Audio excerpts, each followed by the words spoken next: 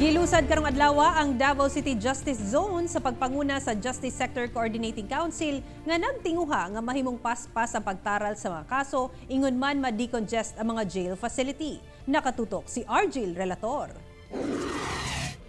Sa record sa BJMP 11, sa most congested jail facility nitong August 2018 sa Region 11, nanguna ang Davao City District Jail nga dunay 454 ka persons deprived of liberty nga nag-igo sa pang 53 lang nga capacity.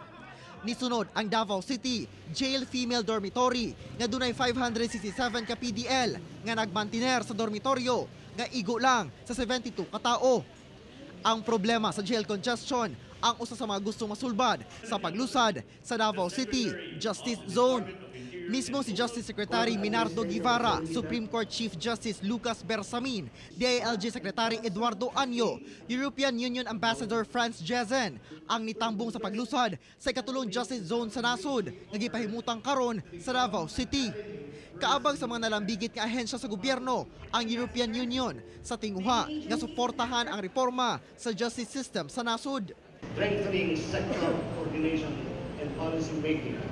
Number 2, creation of space for reform, implementation through decongestion and automation.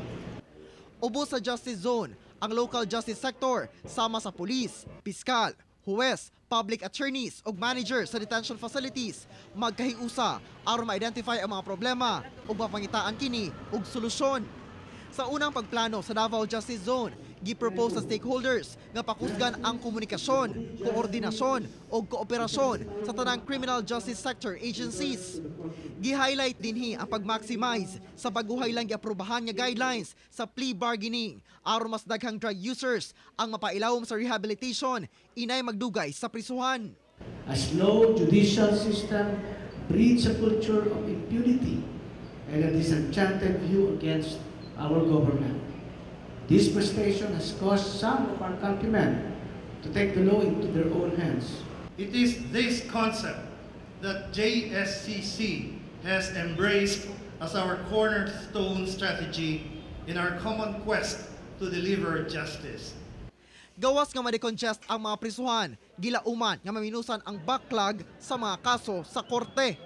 The EU support to the justice sector reform is based on its commitment to the rule of law, the accountability of justice institutions, and the belief that good governance, democracy, and the rule of law are vital for sustainable development. Kauban si Mel Colmenares sa kamera. Ako si Argil Relator para sa Mindanao.